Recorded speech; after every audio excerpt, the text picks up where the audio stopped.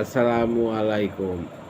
৪৪ এবং আপনার প্রতিপালকের রহমত উহা হইতে বহু গুণে উত্তম, যাহাকে অর্থাৎ যে দুনিয়াকে ঐ সমস্ত লোক জমা করিয়াইতেছে।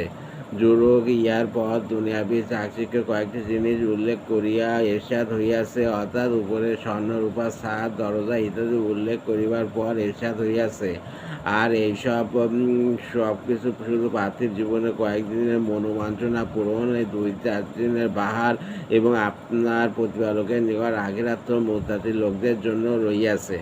যুকরূপ ৪৫ এবং আমি জিন ও মানুষকে শুধু এই জন্য পয়দা করিয়াছি যে তারা আমার ইবাদত করিবে।